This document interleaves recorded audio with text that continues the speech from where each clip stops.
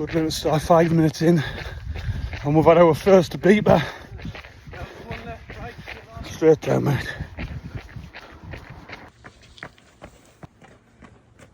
Can he walk this or not? Easy.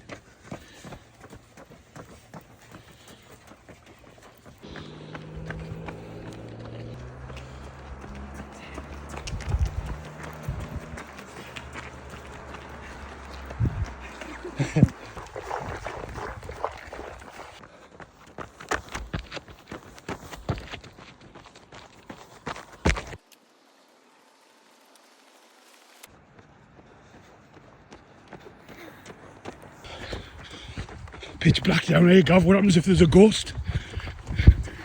Boom. You didn't scare me. Unbelievable effort from the team. This, we've got two lads 100, 200 metres ahead. In 140 yards, Not too far behind. We're at the 10th mile. That's it. Leg one's done. And the better that, we're an hour ahead of schedule now. So leg one, and we're ahead of our own schedule. So let's find where the bus is. We'll get on the bus and let's get to Wales. Lehman Bar services from Catterick. We haven't stopped running. This has been a run from step one all the way down. Unbelievable effort. Everyone's in really good spirits. No injuries are being picked up in this 10 miler. So let's find the bus and let's get ourselves to the Bretton Beacons in Wales to start taking on the fan dance. Where's he? 10 mile? Exactly. Is it logged? Yeah. Let's have a look. Let's have a look. So, tell you what, we'll use this opportunity to have a quick look at some sponsors as well. So obviously this is for the Red Sky. We've got Thorpe's there, GRB Joinery, some big nationals there as well. So if these guys are up for sponsoring us, surely you can stick your hand in your pocket and give us a quid and see if we can earn this world record. Do you know how far ahead of schedule we are? No. I've just had a look. We should be getting on this bus at 3 o'clock. Good. Right. Let's get on the bus. There we go. Let's go. Oh. So the fan dance is well underway, and this is our view. Time is 8:30 in the morning, and while you guys are waking up, we've got a couple of miles under our belt, trekking our way up this.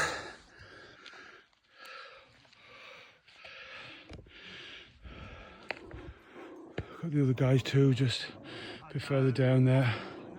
Gav in the middle, struggling his way up, as we all are.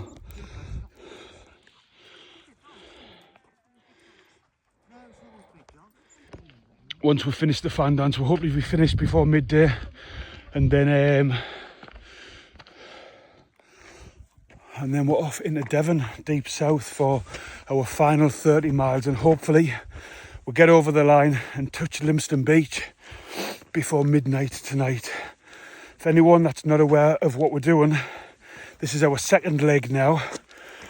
We started at midnight doing 10 mile out of Catterick, giving a bit of a nod to the Para 10, and this here is the route that all of the special forces hopefuls tread in during selection, known as the fan dance. So this is Corndew, and the next mountain over is Penny Fan, hence the name the fan dance. And it's a 24-kilometre trek that doesn't get any easier than this kind of terrain. But again, the views are unreal.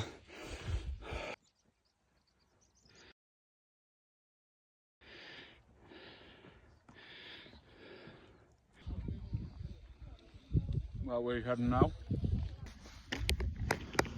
Back again with a little bit of an update. So we're probably about a quarter of the way into the fan dance.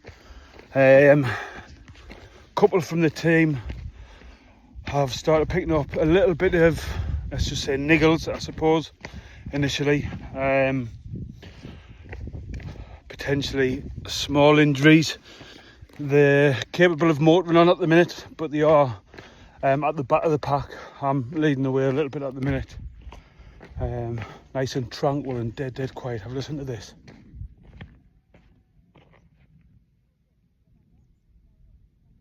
Absolutely nothing.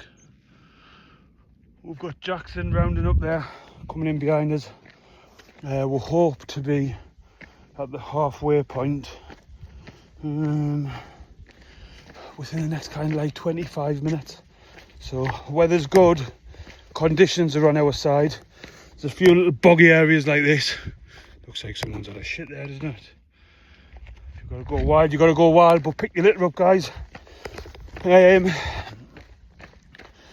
So yeah, I think intention at the minute is to get down to the halfway point, replenish our water, sort out any kind of blisters and whatever if we've got them, and then motor on back up to Penny Farm, which is this kind of shark's fin again. So I mentioned a little bit earlier that there was a bit of a gully that we're going to drop down through, a little bit of a valley, whatever the technical term is. We're past a few more people now, but still dead quiet. And it looks like they're felling some trees over there. What a shame, eh? So I'm up front with Jackson. We've got Gav just behind, and it looks like Ant's, by all accounts, picked up a little bit of an injury, so he's still making progress.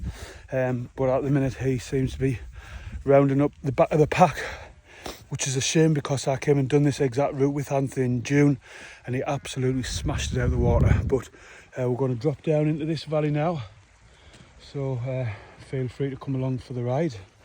Let's go and see if I can hold my phone while I navigate the obstacles.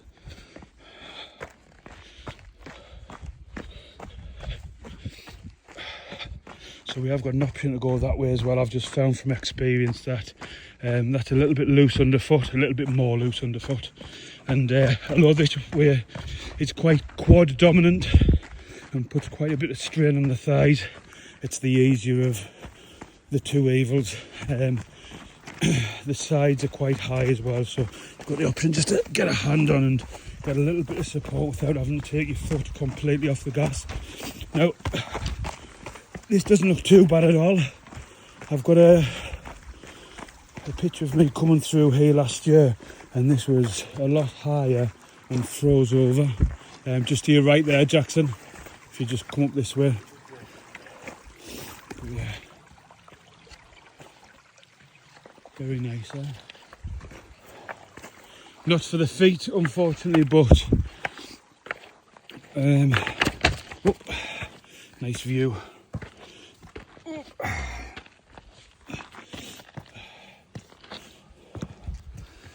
Huge caps off to the Special Forces lads that do this.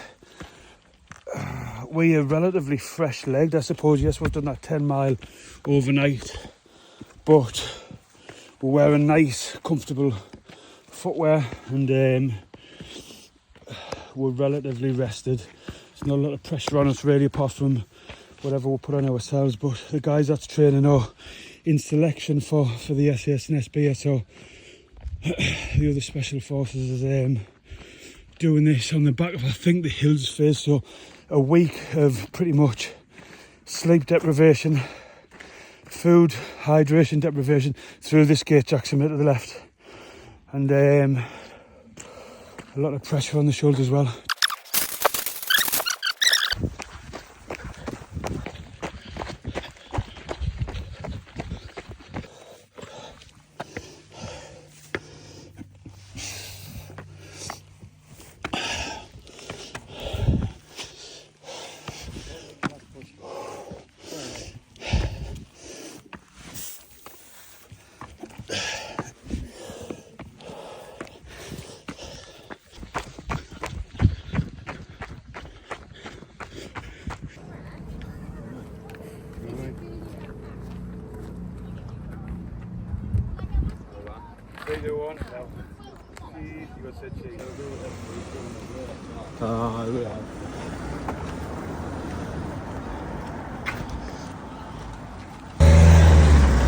I've had to take my top off and act like a crossfitter because my nipples are on fire.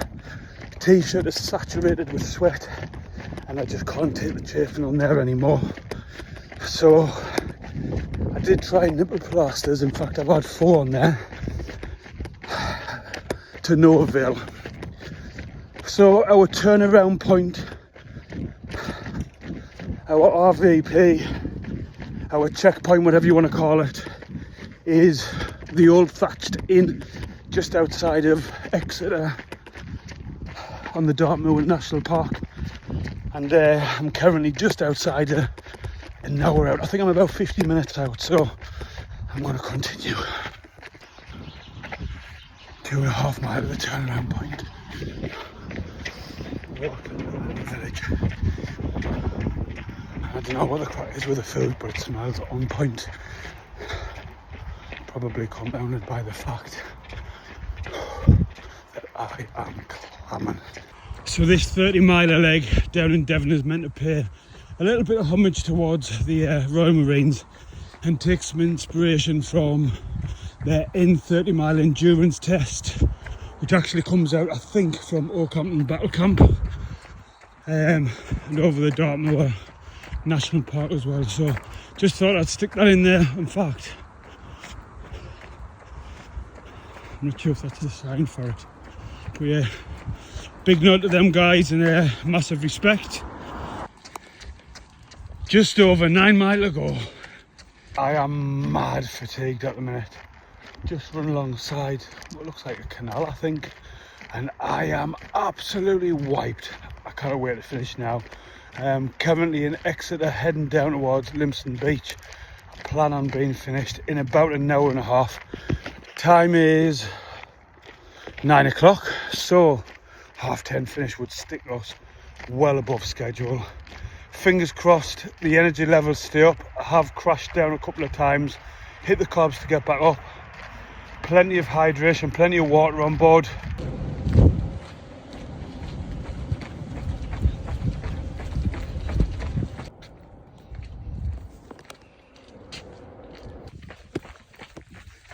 So apparently the beach is just here somewhere, and that'll be us complete.